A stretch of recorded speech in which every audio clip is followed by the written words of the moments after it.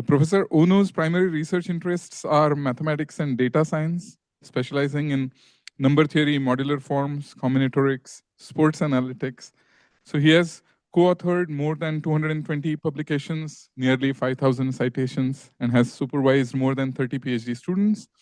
He is also an honorary professor at the Indian Institute of Technology, Guwahati, and also at the Mathematical Sciences Institute, Belgavi, in Karnataka.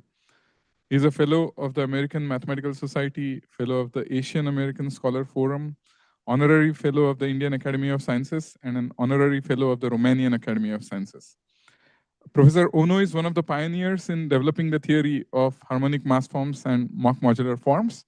So without further ado, I'll request Professor Ono to give a talk on Eichler-Selberg relations for singular moduli. Over to you, Ken. All right. Thank you, Atul. Thank you. I hope you're all having a wonderful conference. You're in very good hands with Michael and Nick, Atul, and many others.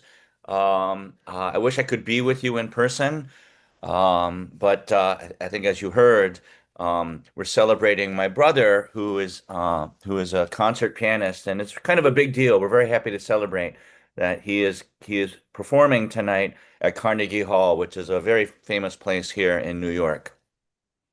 So in the spirit of the theory of mock modular forms and harmonic Maass forms, I'd like to give this talk today called Eichler-Selberg Relations for Singular Moduli.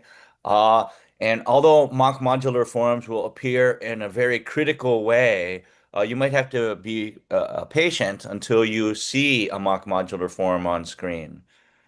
So perhaps this lecture might be a different inroads into the theory of mock modular forms and harmonic Maass forms than you've already seen today. I haven't seen the schedule, but I think as I predict or I assume that the earlier lectures today probably spoke quite eloquently about Ramanujan in his last letter to Hardy, in which he discusses the concept or the vision of what might later become a theory of mock theta functions. And there, you probably saw language like false theta functions, partitions, maybe ranks and cranks, so on and so forth.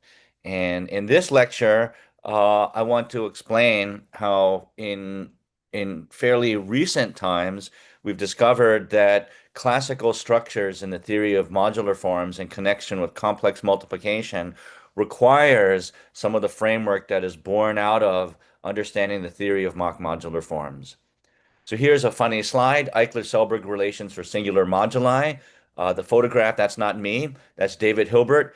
And David Hilbert famously assembled a list of about 24 math problems at the turn of the century, 19th to 20th century. Some of those problems still remain open. And as a visionary, I like to tell you about his famous quote, which you see on the slide, and it's that the theory of complex multiplication is not only the most beautiful part of mathematics, but also of the whole of science. Now, disclaimer, those are not my words. Those are Hilbert's words. I think maybe the theory of complex multiplication isn't quite the most beautiful part of all of science, but certainly it's quite beautiful. So to get started, I'd like to say that this is joint work with two mathematicians who work in Japan. Toshiki Matsuzaka is a rising star in this field. He is a professor at Kyushu University, and this is what I'm describing today is joint work with Toshiki and PhD student Yuchi Deng, also from Kyushu University. So Toshiki is the human being in the picture on the right. That deer, who knows what that deer is called. So I would like to take a somewhat more colloquial approach to this talk. And so the best way for me to start introducing the theory of complex multiplication is to go all the way back to Gauss, Gauss's Disquisitiones Arithmeticae. I'd like to say, and I do say, as you see here on the slide, that I view this as the first rigorous number theory textbook. In this book, you can learn, of course, about congruences, but primarily where you end up with, and where a large portion of this book is devoted, is the theory of binary quadratic forms. And the theory of binary quadratic forms is an entry point to the theory of modular forms, to the theory of elliptic curves, to the theory of Galois theory and complex multiplication. And all of these items are going to come together in this talk. So we start at the very beginning, binary quadratic forms. A binary quadratic form, the ones that we shall study will be integral. So these are just bivariate polynomials in x and y with integer coefficients a, b, and c. That's what a quadratic form is. Its discriminant is b squared minus 4ac, familiar to all of us from high school algebra. And we will say this quadratic form is positive definite if the discriminant is negative and the leading coefficient is positive. Think x squared plus y squared. Now, it's well known that there's infinitely many quadratic forms with fixed discriminant. Why is that? That comes from the fact that PSL2Z acts on binary quadratic forms. It gives new representations of equivalent quadratic forms that are invertible.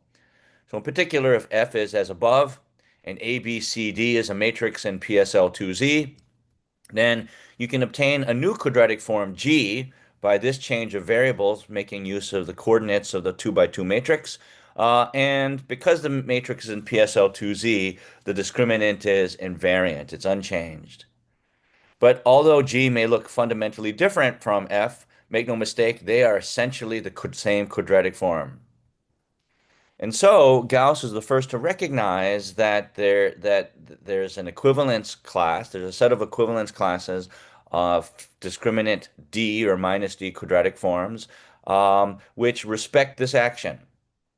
So here is this famous theorem of Gauss. If QD is a set of discriminant minus D positive definite integral binary quadratic forms, it's infinite in number because PSL2Z is, then H of minus D, the number of representatives under this action, the number of equivalence classes, is finite, and this is what we call the class number.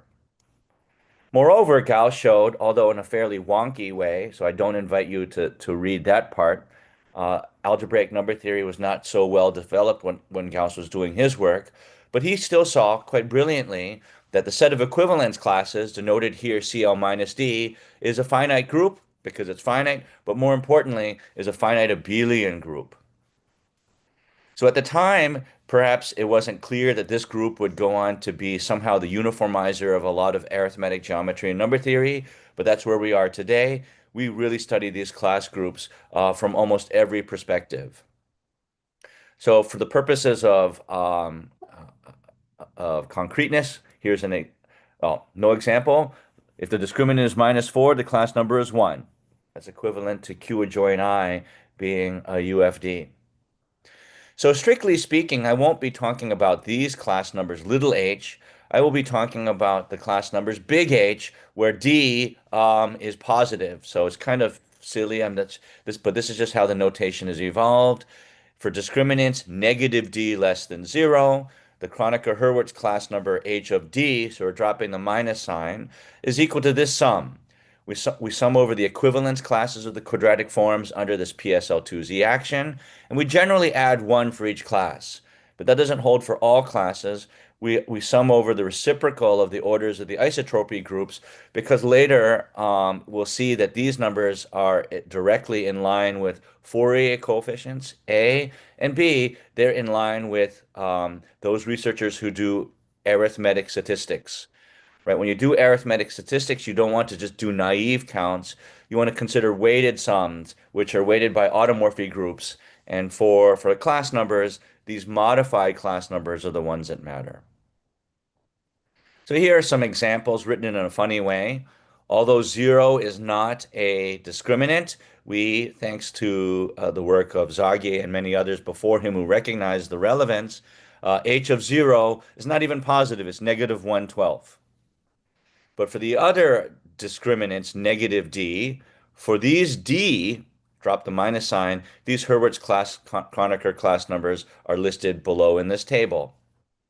And again, because we are weighting by the order of the isotropy groups, these aren't always integers, but they occasionally have denominators of 3 and 2 when they are not integers. So in algebraic number theory, we might be interested in these numbers because they are orders of groups. And what are these groups? These are Galois groups. So for example, if minus D is the fundamental discriminant of an imaginary quadratic field, then the class group is the Galois group of the Hilbert class field, the maximal abelian unramified extension of the field Q adjoint the square root of minus D. If you're interested in analytic number theory, these class numbers are factors of special values of Dirichlet functions when you factorize out things coming from the period, for example. And so we're trained to think about these numbers as fundamental objects, both in analytic number theory and arithmetic and algebraic number theory. So in that light, although I mentioned that you can compute these class numbers using L functions, or you can compute these class numbers one at a time by brute force by a number of ways. One way could be by listing the representatives for the equivalence classes or quadratic forms, or another way could be by what's called the Shanks algorithm in computing class groups. Although there are methods for computing class numbers one by one, given a fixed discriminant, if you work in number theory, you might want to know whether there's a procedure that lists all the class numbers in order, like an algorithm, like a recurrence relation. Famously, the partition function P of n has a recurrence relation. It arises from Euler's pentagonal number theorem. And it was discovered in the mid 1950s by Eichler and later developed by many others that the class numbers, the Hurwitz-Kronecker class numbers, also enjoy a recurrence relation. So here's one example. It's a famous theorem of Eichler, 1955. If n is odd, then the sum of these class numbers, h of n minus r squared, so n is fixed, and you're summing over r, has a closed formula that can be computed immediately just from n. What is sigma 1 of n? It's a sum of the divisors of n. What is lambda 1 of n? It's also kind of like a half divisor function of n. You sum over the divisors of n, and you only keep the minimum of d and n over d. So the right-hand side is a divisor kind of function, and the left-hand side is a recurrence relation. The larger n gets, you need to sum over more r's, but the point is, as you assemble a table of class numbers, you can compute new class numbers using relations such as this. And this is called Eichler's relation. Shortly after this relation was revealed, and its first proof makes use of what are called variants of elliptic curve correspondences. Shortly after that was proven, Eichler and Selberg generalized this formula using and making use of the context of Hecke theory, the theory of modular forms. Now, before I show you that theorem, just a few words about how this comes out. It's well known that class numbers, these class numbers, they count the number of isomorphism classes of elliptic curves with fixed subgroup structure. And the reason that this works is that the endomorphism ring of an elliptic curve is like an order in an imaginary quadratic field, and that makes the point of contact with the class numbers. Now, it turns out that through this, you could discover that the Hecke operators, the formula for the Hecke correspondences in the case of weight 2, must naturally encode these class numbers. But by considering higher weights, these endomorphism rings still come into play. Eichler and Selberg realized this, and so they quickly recognized that this relation for recurrence relation for class numbers was the glimpse of something much bigger. And this is what resides in the theory of modular forms. So again, in the context of being somewhat colloquial, what are modular forms? These are holomorphic functions on the upper half of the complex plane. They come endowed with a weight, say k. For us, these k's will always be positive even integers. And what does it mean to be a holomorphic modular form? It means that you have a holomorphic function on the upper half of the complex plane and at the cusp infinity that satisfies this kind of transformation law where the weight appears right here as a power of the factor of automorphy, and it is a law for all of the matrices in SL2Z and for all of the points in the upper half of the complex plane. There are two kinds of holomorphic modular forms, so we haven't yet talked about mock modular forms. The holomorphic ones take values at the cusp infinity, which are not necessarily zero. They form a finite dimensional vector space denoted MK. And SK, they form a finite dimensional subspace, SK, and these are the ones that vanish at infinity. As I'm sure you already know, every modular form has a Fourier expansion. So if Q is e to the 2 pi I tau, every holomorphic modular form has a Fourier expansion in this way. The AF of n's are the nth Fourier coefficients, and the cusp forms are the ones whose constant term vanishes. So, as is well known, the Eisenstein series cut out a small sliver of the space of holomorphic modular forms. If K is at least 2, then the weight 2K Eisenstein series generate the non-cuspidal subspace. Their Fourier coefficients are just scalar multiples of divisor functions. And in the case of weight 2, and as we will see later, you also get, of course, a convergent function, but you do not get a holomorphic modular form. You get what's called a quasi-modular form in the case of weights 2. The first non-trivial example of a cusp form goes back to Ramanujan. It's presented a number of ways. This is the generating function for Ramanujan's tau coefficients tau of n, and a convenient way to represent them is as the 24th power of this infinite product, and that is a cusp form of weight 12. So that's just a very quick introduction of some notation. What is the Hecke theory? So very quickly, the Hecke theory is a theory, it's an algebra. It's an algebra of linear transformations that preserve spaces of holomorphic and cuspidal modular forms. We're going to focus on the case of cusp forms. And Hecke theory says for every integer n positive, there's a linear transformation that maps the space of cusp forms to itself. We're very much interested in these Hecke operators due to the theory of the Peterson inner product. Each of these spaces has a basis of simultaneous Hecke eigenforms, such as delta. Delta is an eigenform of every Hecke operator Tn for all n. And what's important is that the nth coefficients for these Hecke eigenforms are the eigenvalues. These eigenvalues arise in many ways in mathematics. In particular, they most naturally rise now from algebraic number theory as the traces of systematic families of L-adic Galois representations. That's probably a topic for another talk. But for here, what we're talking about are eigenvalues as Fourier coefficients, all known long before the theory of Deligne and Serre recognizes eigenvalues as coefficients in characteristic polynomials of Frobenius. So in the case of delta, which lives in a one-dimensional space of cusp forms, so of course must be an eigenform. The features you have there is that the image of delta under the Hecke operator Tn is just tau of n times delta. And in particular, if n is a prime p, the Fourier expansion for the image of the Hecke operator is this, and so tau of p is the eigenvalue, and this is what this means. Great. So this talk is about Eichler-Selberg relations. And what's not apparent is that there's an Eichler-Selberg relation that returns all of the numbers tau of n. And it's a modification of the same relation that gives the class numbers. So here it is. This is a big formula. And this is a formula that has inspired much of the work, even in higher rank automorphic forms. So if you read works by first, people like Arthur, who study what are called trace formulas on automorphic representations, all of that work has its inspiration coming from this one simple formula that you see here.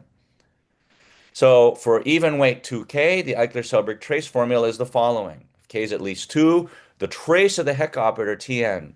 So that's literally nothing but the sum of the nth coefficients of this system of Hecke eigenforms rather. It has a simple form. It's again some lambda function, which is again this partial divisor function, plus again a sum of weighted Kronecker-Hurwitz class numbers where n is fixed and we're summing over R, except now there's a multiplier. Some polynomials called P, indexed by the weight 2k, also doubly indexed by n, and R. Great. So what are these? Lambda is again the same kind of half divisor function. You're summing over d dividing n, but you choose the smaller of d and n over d and raise that to the kth power. That is this. And now what are the p's? They're polynomials, but they're a very beautiful systematic family of polynomials. These are the polynomials that encode the Euler factor of an L function one parameter at a time. Except if you want to write them down all at once for all weights at once, all you need to know is the power series formula for this power series in X, whose coefficients are polynomials in R and N. So pk, r, and n is the coefficient of x to the k minus 2 of this, and it has a very strong connection with the theory of special functions by what are called the Chebyshev polynomials or Gegenpower polynomials of various kinds. It comes in many different forms. All right. So for example, if you want to compute Ramanujan's tau function, you don't have to necessarily compute the 24th power of that infinite product, right? In fact, you can compute all of the tau values in order if you have a list of class numbers, which you can compute by recurrence from Eichler. And you can compute the taus in order recursively, then by this list, not as a recursive formula in tau of n, but as a weighted recursion in terms of the class numbers. All right. And I think that's really beautiful. And what's nice about this is that for every weight, there's a canonical cusp form, which is the sum of the Hecke eigenforms that comes out of this formula. Why? Plug in a different k, and you're getting n by n, 1 by 1, those coefficients. All right. So the question for this talk is, did Eichler and Selberg actually see a glimpse of a much larger theory? Why do we care so much about Fourier coefficients of eigenforms? Well, we care about them because so much of modern number theory is dictated by the modular forms. And so I think what was missed is the answer to this question. Did Eichler and Selberg actually give a glimpse of something much larger than just studying coefficients of modular forms? And as we'll see, that's true. So the work I'm about to describe, if I had a second talk, I would explain it. But the theorems I'm about to describe within the theory of complex multiplication immediately has three nice applications. If you haven't done this before, you'll discover that until about 10 years ago, mathematicians in computational number theory thought it was a difficult problem to compute Hilbert class fields. It was thought to be difficult. And even in the 1980s, people wrote papers computing Hilbert class fields, like 1 or 2 fields at a time, usually relying on some high precision calculation at some point that would be difficult for a computer. Well, if you're interested in computing Hilbert class fields or ring class fields, I'll tell you that there's an elementary algorithm that follows immediately from this work because we can compute Hilbert class polynomials immediately without the need for any numerical calculation. If you're interested in computing what's called Borchards' infinite dimensional monstrous moonshine module, which relates the J function to the theory of the monster group, that is also computed for free from this work. It's not computationally very difficult conceptually. The only reason it might get difficult would depend on what term in the grading you'd like to seek. So if you want to seek the 10 to the 15th term in the moonshine module, yeah, that's big, and that's difficult because 10 to the 15th is big, but conceptually, it's all very straightforward and is now well understood. And if you're interested in studying new kinds of L functions, shifted convolution L functions, you get infinitely many Hecke trace formulas for them that I will show you in this. And that's probably the least well understood consequence of the work I'm about to describe. But today, I just want to answer this question. And like I said, if you're interested in any of these consequences, they follow immediately. And if it hasn't already been written down or is in the process of being written down, will probably be written down by someone fairly soon. So I want to talk about singular moduli. What are singular moduli? They're the values of modular functions at imaginary quadratic arguments in the upper half of the complex plane. These numbers are called singular moduli. It's very bad terminology. It's nothing singular about them at all. And the notion of moduli in algebraic geometry is kind of broken here because you usually are interested in moduli spaces that are infinite in nature. And the singular moduli, they're only a moduli space for h of minus d many points. So it's very misleading if you come to this subject from algebraic geometry. So the most famous examples, and the only ones that we're going to be studying today, although the framework of what I'm describing certainly goes through very easily, and I know people are writing this down for genus zero groups already, but it even goes beyond genus zero groups.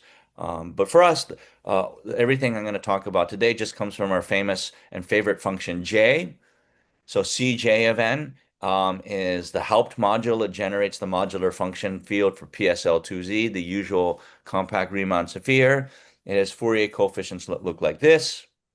And three of the most famous singular moduli, certainly the first two, are the values 0 and 1728, which come from the fact that I and omega, the cube root of unity, are elliptic fixed points. Here is a much less well-known, but still well-known singular modulus. Here is a point in the upper half plane with discriminant -15. The class number is 2, so this singular modulus isn't an algebraic integer, but must be quadratic. All of the singular moduli, if the singular modulus has discriminant -d, is an algebraic integer, and it's an algebraic integer whose degree is equal to the class number. And so we're interested in computing these values. These values generate the Hilbert class fields, and what we will be doing is we'll be computing the moments of these values for each discriminant as a set. We will be focusing on the traces of singular moduli, so it might not look like I'm computing all the moments, but I am. I am, because I'm going to tell you which families of functions we will be studying. They will actually be a family of basis polynomials in J. We'll be computing their traces, and in this way, we will be computing their moments. And because we have computed their moments, we've actually computed these values explicitly just by the theory of symmetric functions and the Newton-Girard formulas on symmetric functions. So what am I talking about? We'll be studying this Hecke system of modular functions that's been around for 30 years, well understood in this context.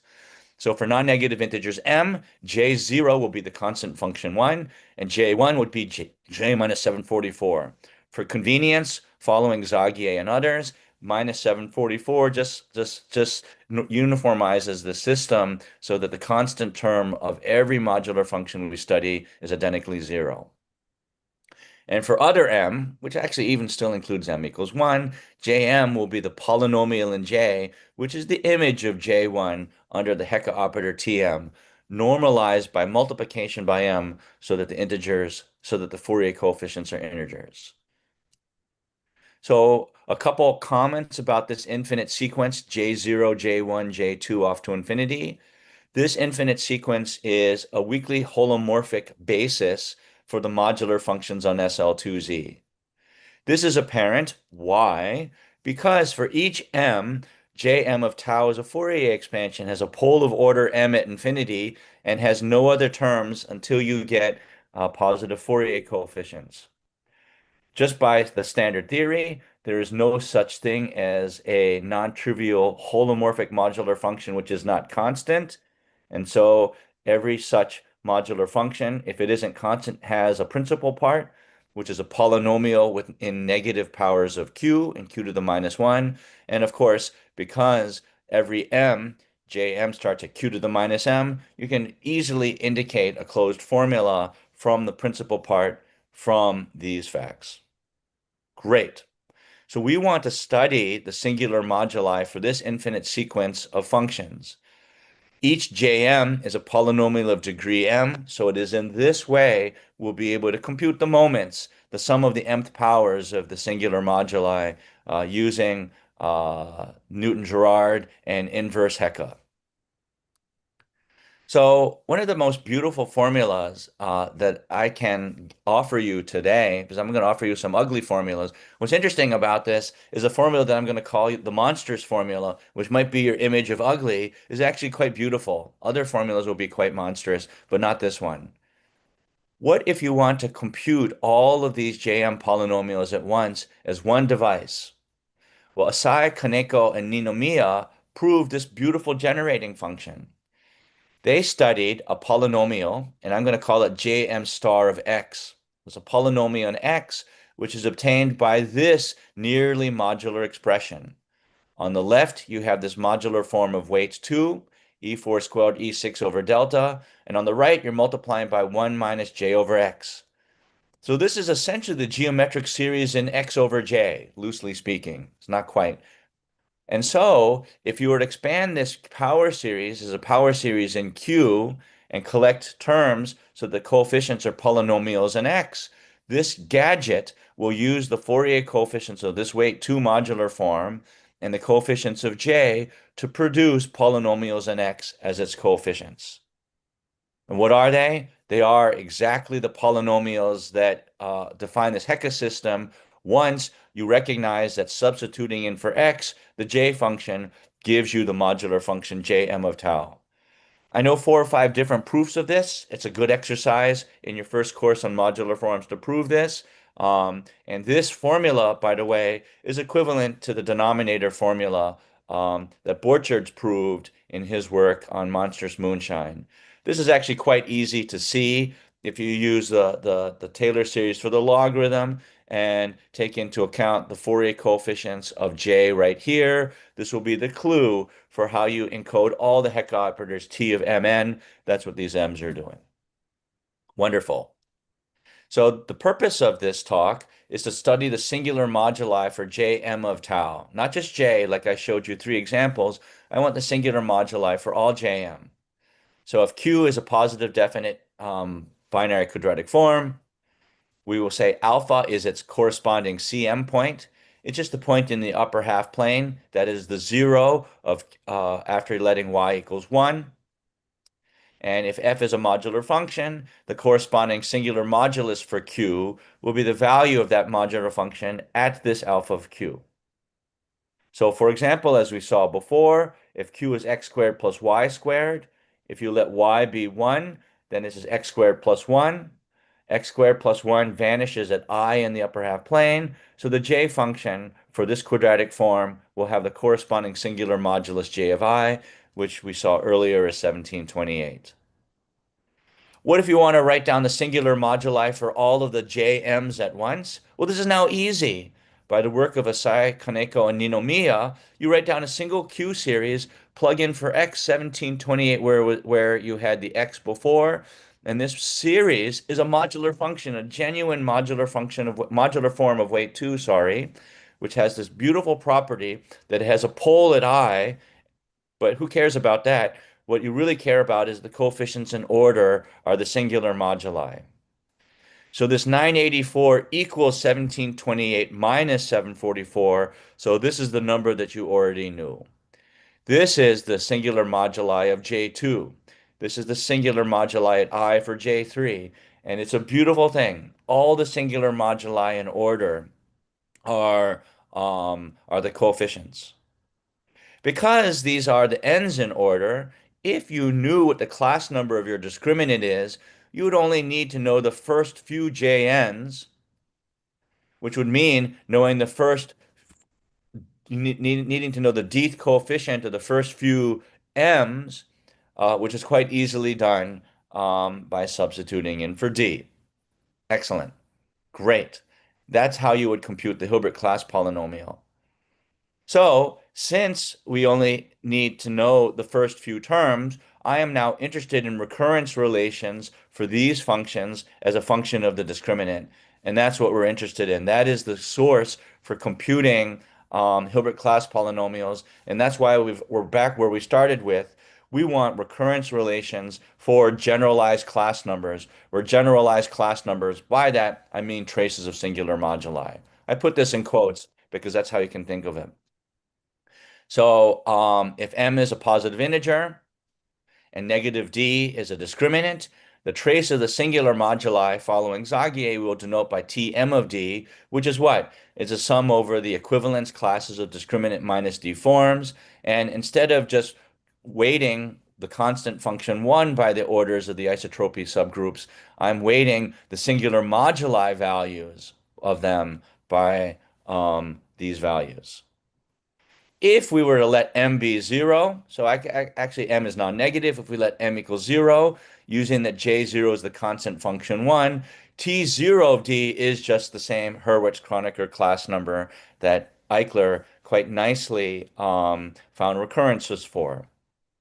So what is our problem? I want to find an Eichler type recurrence relation that lifts T0, but now to all Tm that depends on M. And if I've done that, then not only have we found a recurrence relation for Tm, but since we've done it for all M, we have a procedure for computing all the Hilbert class polynomials at once. Now, there were hints of this 20 years ago and or 20 what oh my God, almost 30 years ago. Can you believe that? Almost 30 years ago through the work of Kaneko. Kaneko proved rather surprisingly at the time, and I was there. This was a conference that was um, dedicated to Oliver Atkin, who quite nicely played an important role in developing the theory of new forms, Hecke theory. Kaneko, on the occasion of Atkin's birthday conference, proved this theorem. He had a number of theorems like this, but here's one of them. And it's the statement that C1 of n, this is the nth coefficient of J. The nth coefficient of J was given as a strange looking formula in T1. What is T1? Those are the traces of the J function. These are the traces of the singular moduli of the J function. So if you properly know the CM complex multiplication behavior of J, you could reproduce the J function itself. And many people were surprised by this. And this formula is derived by two recurrence relations. One, which is an elementary recurrence relation for zero involving the singular moduli, and another one is a similar recurrence relation on the same arguments, but for J2, which is a square quadratic polynomial in the J function. So if you combine these two, you get all the coefficients for J. So the question is, and these are our motivating questions, is the work of Eichler on class numbers the m equals 0 case of a general theory? Kaneko's formulas, are there formulas for J and other modular functions in terms of their traces of singular moduli? So with formulas for J, just for m equals 1 and 2, a glimpse of something much, much larger, like for all m. And what would this theory be if you could find it? And so here is the answer. The answer boils down to the following. It boils down to the fact that what Eichler and later Eichler and Selberg wrote down can be fit into a systematic family.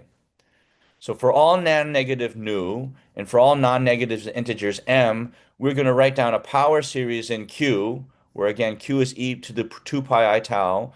I'm going to write down a doubly infinite family of power series in Q in this way. It's a sum over n, some negative, times a sum over all r of those polynomials we saw earlier, multiplied by the traces of the singular moduli as such. Now, a few words of clarification are required for the negative n's. So for them, you get this. If d isn't positive, for d equals 0, it's just going to be a divisor function. If d is negative, it's going to be essentially coming from the divisors of m, and otherwise Tm of d will be 0. This is like taking into account the polar parts, the principal parts that J and the Hecke operators on J require. And again, what are the polynomials P? They are again the polynomials that arise when you expand this rational function as a power series in X. So this is all explicit. It's a doubly infinite family of Q series assembled from the traces of singular moduli. And our first theorem is that it makes sense to ask this definition. If nu is non-negative and m is positive, we don't have to do m equals 0 anymore because Eichler did this. If nu is non-negative and m is a positive integer, then this power series is a weakly holomorphic modular form of weights 2 nu plus 2 on SL2Z, period. This theorem tells us that those gadgets that quite systematically arise from polynomials and traces of singular moduli never escapes the world of modular forms.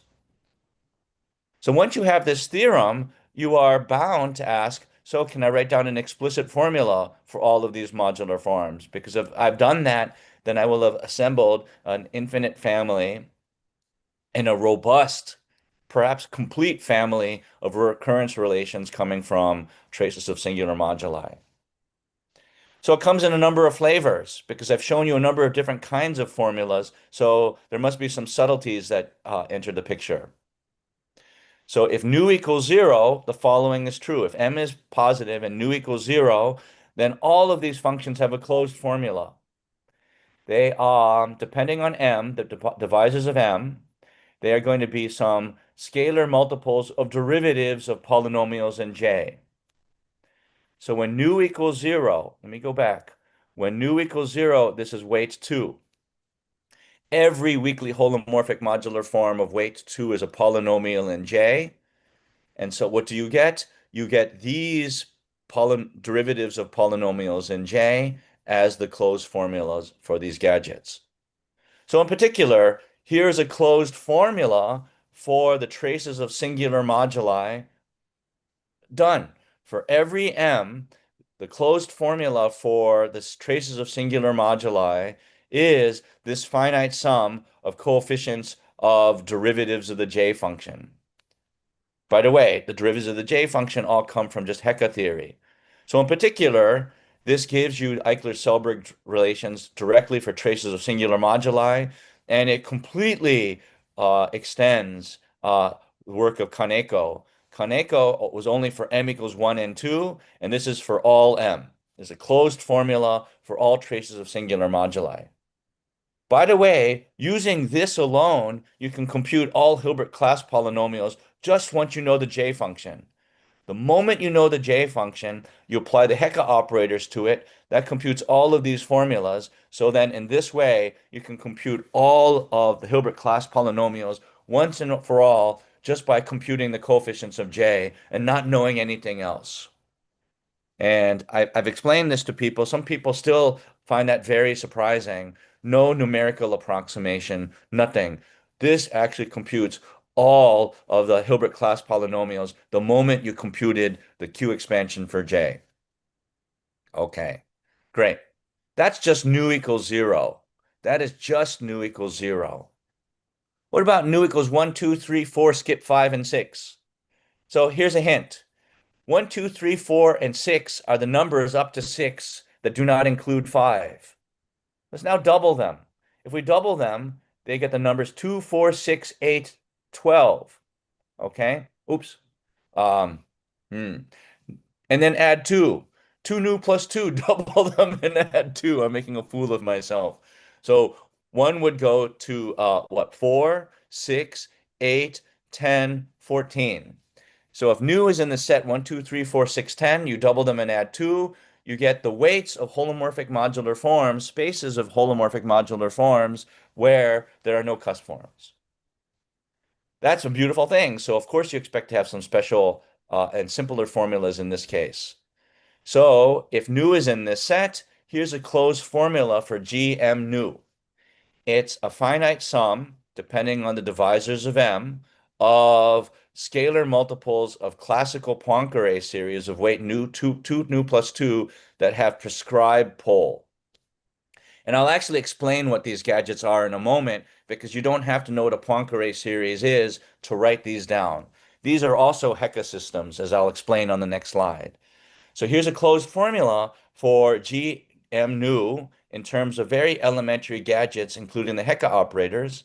And in particular, it says that these weighted traces of singular moduli, so these are now weighted recurrence relations, have these closed formulas, again, in terms of Fourier coefficients. So the difference between this theorem 3 and this theorem is if you only want recurrence relations for the class numbers, you only needed to know the Q expansion for J. And that's enough for computing all Hilbert class polynomials. If you are interested in what Eichler and Selberg did together in the theory of the Hecke operators, Hecke must appear here. Except Hecke appears here without any cusp forms appearing. So this is a piece of the theory that I think Eichler and Selberg, maybe they knew it, but they never wrote it down, didn't anticipate. This is a Hecke trace formula without there ever being any Hecke operators. And this is the Hecke trace theory that comes from monstrous moonshine. All right. So for example, if you want to consider the sum over r squared times the traces of j, you get up to a scalar multiple, the sum of the cubes of the divisors of n. But there's an Eichler-Selberg Hecke trace formula here, and where is it? It comes in a different way. It comes in the way I'm about to show you. It comes from the fact that this sequence is a Hecke system. It comes from the fact that this is a Hecke system. So how do you do it? For these k's, I define pk minus n to be these Poincare series, except they're given by a simple closed formula. These are the classical Eisenstein series of weight 4, 6, 8, 10, and 14, multiplied by j minus a constant. The constant is chosen so that the constant term of pk minus 1 is identically 0. But in this formula, I'm summing up Poincare series where the weight is 2 nu plus 2. And then there's another term here which isn't just minus 1. It's all those other terms. So how do those other terms come into play? This is where the Hecke operators come in.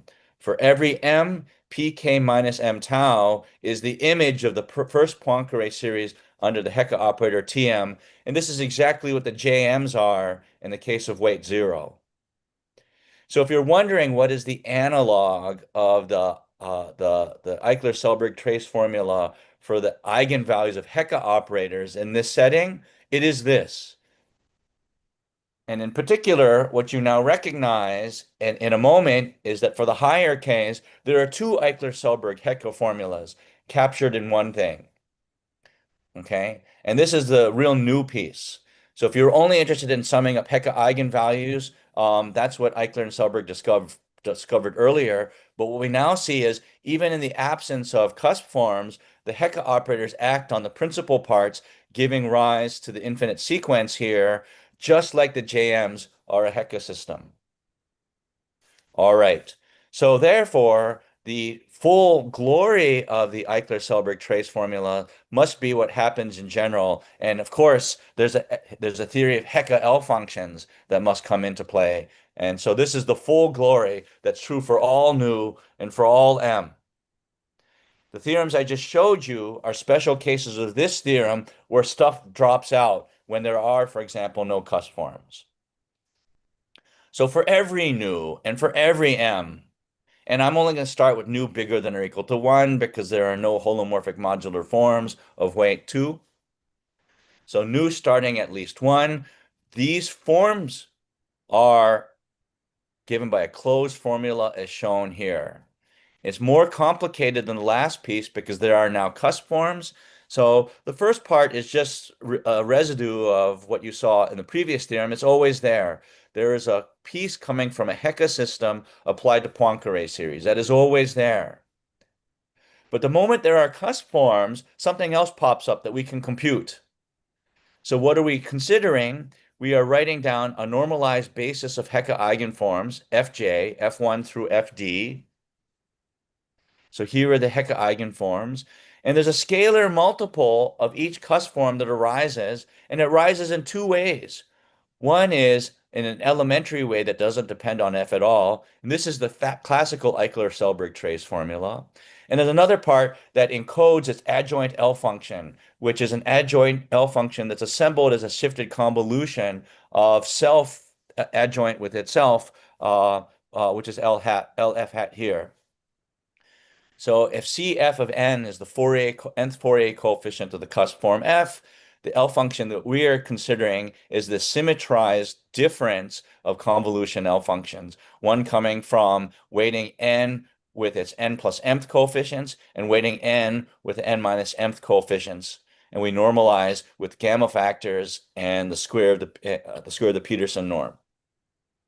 So for every nu and every m, this is the closed formula for that strange combinatorial generating function involving singular moduli and class numbers. So what if nu is 1 and m is 5? 2 nu plus 2 when nu is 5 is 12. This is a one-dimensional space. So you can check that G15 is E12 minus this multiple of the delta function. Okay, and so you get this. and you can numerically compute these values. They're always rational. It's very easy to show that they are rational. And these values encode the congruence properties for the coefficients. It's a famous theorem of Hida from the mid-1980s that you can compute all the moduli for congruences for cusp forms and congruences between cusp forms on fixed spaces. And so if you recognize this number 691 from tau, this is a consequence of that. So this one formula encodes a lot of things. It includes your ability to compute all Hilbert class polynomials. It includes right here, when multiplied by fj, the famous Eichler-Selberg trace formula. And in this piece includes capturing all the residually reducible Galois representations for the cusp forms in that space. In other words, all the Deligne-Sayre congruences. This one formula knows all of that. So what are some of the consequences you get? Well, one consequence you get is, well, I can now define a new Hecke-trace formula right here. Remember, the F's are the Hecke eigenforms. So Cf of n is the nth Hecke eigenvalue, but you now weight it by the shifted convolution L function. This is a new trace formula that comes out. And it's elementary to do analytic number theory to prove like convexity bounds and stuff like that. That's a very standard thing. All right. So the consequence is for all k, n, and m, the trace of the nth Hecke operator. Here's a new formula. Here's a new Eichler-Selberg trace formula, honest to goodness, for Tn on these spaces. What is it? TRTN of 2k, which is the sum of the Hecke eigenvalues, includes shifted convolution L functions, includes traces of singular moduli, and coefficients of derivatives of the Poincare series of weight 2k, each of which are separately algebraic. And each separately can be studied for congruence properties. And if you're interested in congruence properties coming from the Galois representations, all three of these things must simultaneously line up. Okay. So all of that stuff comes from a single source. And that single source is recognizing that this doubly infinite family of Q series, systematically written down as this one gadget, is rich in information. Again, if nu equals 0, it's rich information because it gives Eichler's recurrence relations for class numbers. For nu equals 1, it gives recurrence relations reproducing all the Hilbert class polynomials. And now as nu grows, it includes new formulas for the traces of Hecke operators in a double way. One that encodes the spirit of monstrous moonshine, and the other which encodes the classical Eichler-Selberg, and then allows you to make contact with congruence properties coming from Galois representations. This is a very rich family of functions. So to begin to wrap up, where do these generating functions come from? They come from elementary differentiation. If you differentiate a Q series, summation Cn q to the n goes to summation n times C of n q to the n. The derivative of a modular function is weights too. It's a modular form. And for other weights, differentiation does not preserve modularity. But you know what's beautiful about this? I told you that theorem 1 asserts the modularity of every one of these functions, but now I say here that differentiation does not preserve modularity. Therein lies the magic of these polynomials. Magic of these polynomials restores the modularity which was destroyed by differentiation. That's the magic of these particular functions, and that's where Mach modularity comes into play. It comes into play right here by Ramanujan's formulas that says that E2 as a quasi-modular form is near modular. The obstruction to modularity in E2 is the first example of Mach modularity, where the E2 is the Mach modular form. Mach modularity will appear in a separate way in a moment when we discuss the generating function for class numbers. But Mach modularity existed long before we ever used the term Mach modularity, because Rankin and Cohen understood Mach modularity when they developed their bilinear forms and derivatives. if F and G are modular forms of weight and K and L respectively, they use the theory of Mach modularity as they knew it to prove that this linear combination of this bilinear form and derivatives of modular forms preserves modularity. If we're really honest with ourselves, the part of Mach modularity, the theory of Mach modularity that is so common to us in the theory today that doesn't have its origin in Mach theta functions, the part that comes from differentiation this way was already being developed by Rankin and Cohen. We have to be honest about that. And so our claim is that the G nu taus are produced by these bilinear forms, and that's exactly what happens. So our first theorem is a consequence of Rankin-Cohen brackets. You're almost certainly going to be hearing about this in your courses. And the second place in which Mach modularity arises is how do we choose F and G for this purpose, the purpose of this talk? Well, one key lemma is that if you have half integral weight modular forms, and they could be weakly holomorphic that satisfy something called Conan's condition. Well, if you take the classical theta function and any f satisfying this condition that says the coefficients vanish on coefficients that aren't coming from discriminants or their negatives, the first key lemma is that all of the Rankin-Cohen brackets of f with such a gadget after application of the U operator is a level 1 weakly holomorphic modular form. It's an easy lemma. So already out of Mach modularity, we have this ability to produce infinite sequences of modular forms. All I have to do is find f's that are half integral weight in this space. And by the way, there's nothing special about 3 halves. For every weight k plus 1 half, there's one of these formulas where the k plays a role in detecting and changing what nu will be. It's linear form. And what's the magic? The magic is using the Fourier coefficients of f, the Knuth Rankin-Cohen bracket takes this shape where these polynomials are fixed. So indeed, there's a key lemma that's even more key than this, where I replace the condition having weight 3 halves by any half integral weight. And it's essentially the same formula, except this index will now change, and this binomial coefficient will change. It's an elementary thing. Study this lemma, in 10 minutes, you have that lemma. And so the problem becomes, do we have a nice family of f's that we can substitute here to produce analogs of G that we can now compute directly? And this is where Mach modular forms come in the second time. They come from Zaghier's beautiful functions. Zaghier recognized when he proved his theory, his version of Borch's formula, that you could write down a canonical family of weight 3 halves weakly holomorphic modular forms if you were interested in writing down traces of singular moduli, as we are. Call them the G of M's. And all I did with Toshiki and Yuchi was recognize that this key lemma exists, and we substitute in for F Zaghier's G's. Zaghier's G's, when M is 0, is a Mach modular form, and that was that realization. Great. So I know my time is almost out, and it looks like I have 30-some slides left, so let me see what I can do to satisfy you. To prove that first theorem, you just need to know that all weakly holomorphic modular functions of weight 2 are derivatives of J. To prove theorem 3, you just need to know that the space of cusp forms is empty, so I don't have to talk about shifted convolution of L functions or traces of Hecke operators. I can dispense with that. So theorems 4 and 5 are the general case, so let me just talk about how they are proven. Just a sketch of proof.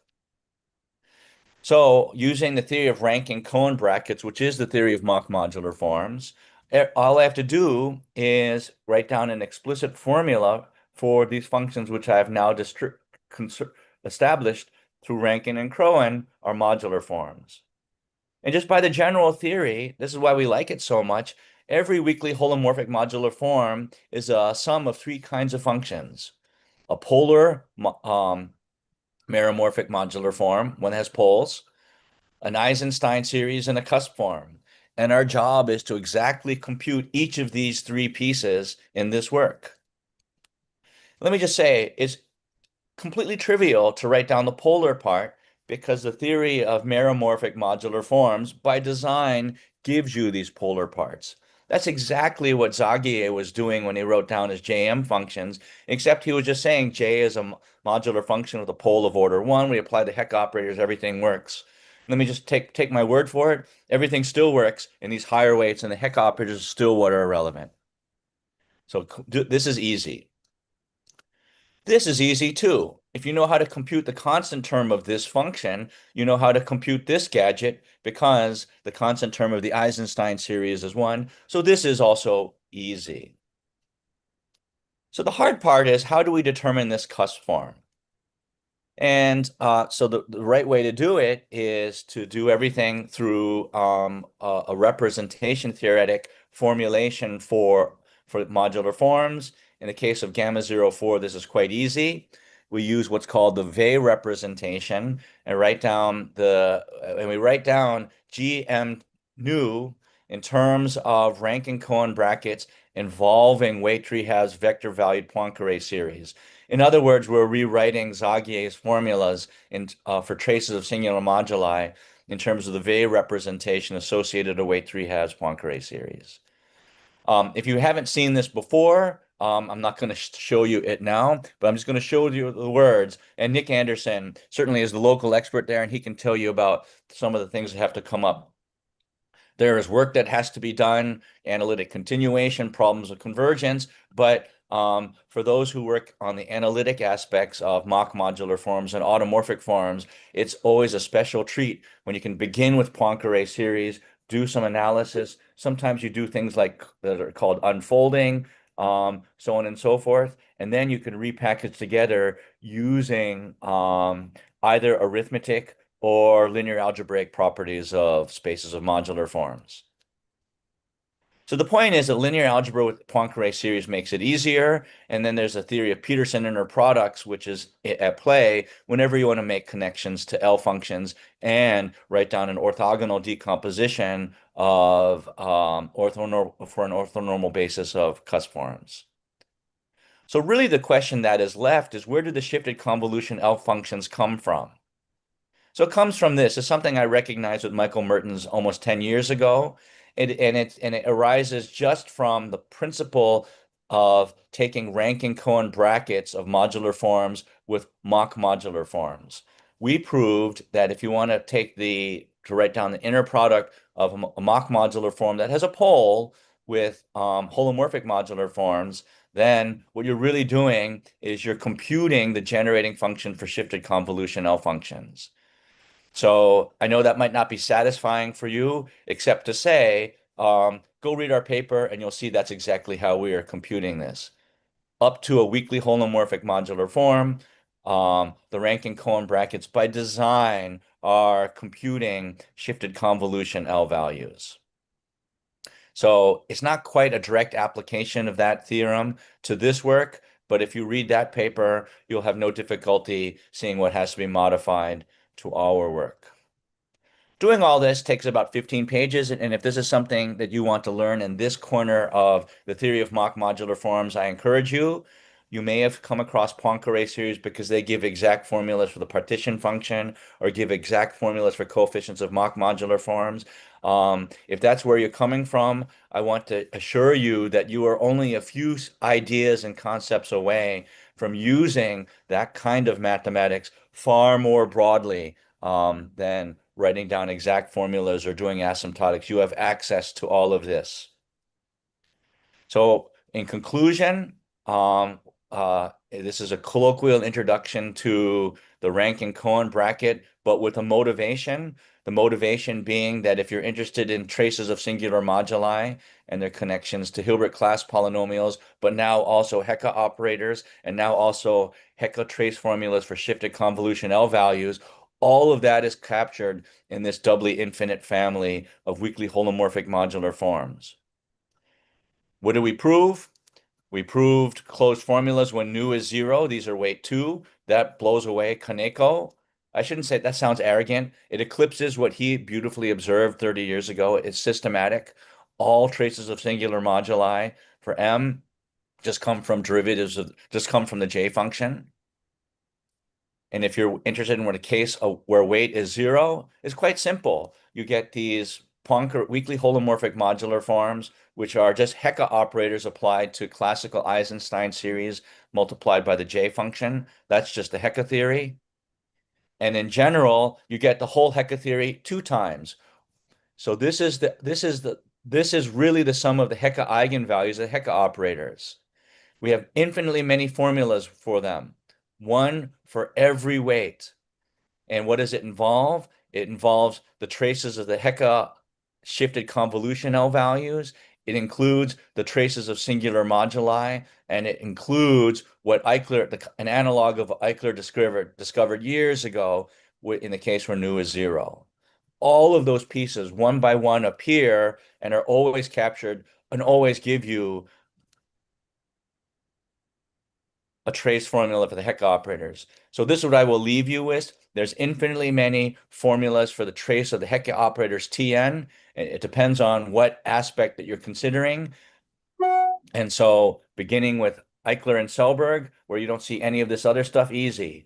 As weight goes up, those are the main terms, but other things start to appear like L functions. So as a conclusion, I started this talk with just the Eichler-Selberg trace formulas for Hecke operators. We started with Eichler's trace recurrence relations for the class numbers, and that all fits into an infinite sequence, T0, T1 off to infinity. And yeah, I hope you find that picture to be interesting and useful. And that is that. Thank you very much.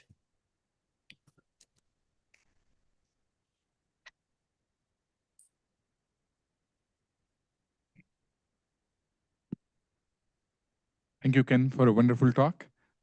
Are there any questions? Yes, Professor Murthy. Beautiful talk, Ken. Hey, Ram, how are you? I didn't know we were there. Can you wave? Are you in the front row somewhere? I'm here. Yeah. Oh, okay, you're all the way over there. Yeah, somebody panned the camera. Hi, how are you? Fine, Hi, thank Ram, you. how are you? Yeah, thanks. Beautiful talk. Beautiful. Thank you. Just a quick question. Do you have a new relation with the tau function and generalized class numbers?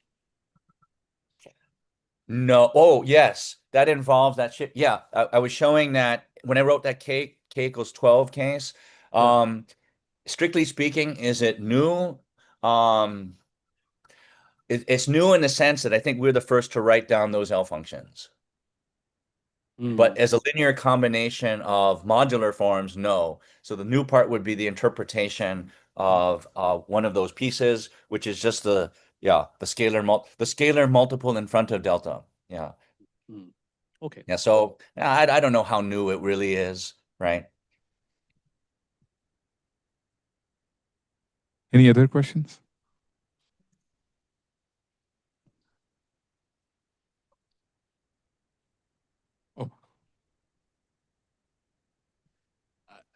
Oh, Well, let's see. I had a question and then I stopped for a second, but I assume this generalizes pretty straightforward for a higher level. Have you looked at that? No, I leave that for I'm going into retirement, kind of. We've got the world is on fire at the University of Virginia. I work in the provost office. Our president just resigned, so I honestly don't have much effort left in me, at least for the next year or so, for mathematics. So, quite honestly, no. I invite people to do that. Is there anything that you can see that would like obvious extra obstacles besides what you've done in your paper? So, I want to say this very precisely. You know, so what is an obstacle? An obstacle, humanly solvable obstacle? Yes. Obstacle? Yes. So here's the thing, right? If you view this work as requiring the J function, right, as a help module, as I presented it, well then yeah, there's going to be an obvious obstacle. But but you know that Poincare series in general generate spaces. So there's going to be like an outer sum over cusps, right? That you'll have to contend with. You have to write down Poincare series that have poles supported individually, almost like characteristic functions for each cusp. And you're going to have to develop the Hecke algebra to act independently on them, right? But once you've done that, that should be the kind of theory that would exist, and I think that would be quite beautiful. Sure. Okay. Yeah. It'll be hard to write down those formulas right the first time. But the moral of my story, if I may go back, it would just take 30 seconds, is that in your school, and I apologize if I'm not getting this right, but the theory of mock modular forms and harmonic Maass forms has many different facets, from those people studying congruences, those studying Poincare series and exact formulas, those studying L functions. And just by seeing you, Michael, Ram, and Nick, you're all there in the audience. And you know, in a school, the opportunity to talk about how different facets of the theory interact with each other to produce richer theories is, I think, an important thing, right? And when I made that comment that if you work on Poincare series, you might think the goal is to write down asymptotic formulas with good, strong asymptotics. Well, that was the first role of Poincare series, but you know, certainly Nick and Bill Duke and others view Poincare series as the bases are all spaces of automorphic forms. Translate your problem into that, do your analysis on that, and transport back to your problem is certainly something that I think should be ubiquitous in the community. And having a summer school like this is a good place to do that. And tying that in more to like special values of L functions and congruence properties, there's a lot that can be done that I think would be genuinely new. Yeah. So Ken, I had one question. In your trace formulas, how do those Gegenbauer polynomials specifically come? Like, Oh, it's the same. It's the usual thing, right? So, if you want to, so how do the Hecke operators work? The Hecke operators work based on some over coset spaces of transformations on the upper half plane, not coming from PSL2Z weighted by weight. The K is the only thing that moves, right? And you can see this if you write down a system. If you write down the formula for L function as an Euler product over primes, there's a quadratic polynomial in the denominator. It's always fixed except for the weight. The weight is moving. And so the formula, the trace formula just reflects, and it always has to reflect right. only in the weight, and it is right there. So in that quadratic in the denominator, if you raise it to some power gamma or something. Oh, it's not raising the quadratic to the power. It's relating the t. If there's a free variable like t, often it's called capital T. The power of t is what is the weight.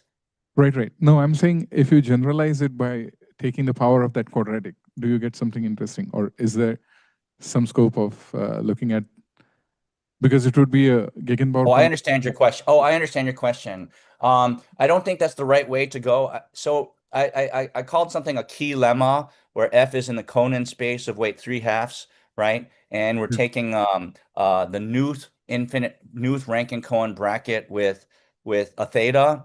That's the key lemma you want to generalize. So I already said that there was nothing special about weight 3/2.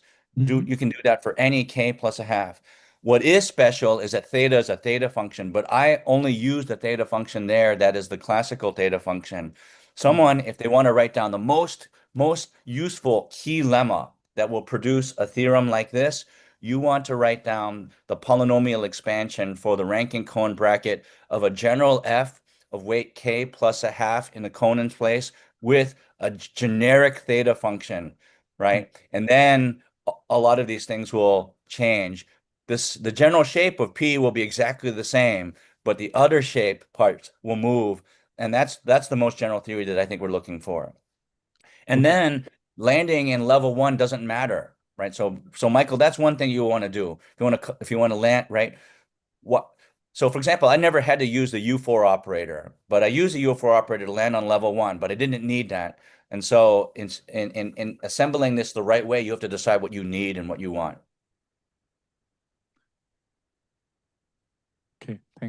Thanks.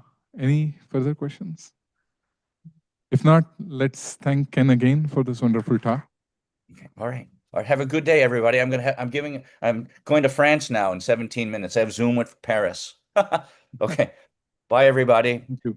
Bye, Bye. Ram. And everybody else. I'm sure I probably know someone else. Bye, you too. Bye, Atul. Bye. Okay. So this concludes the first day of the meeting. Thank you.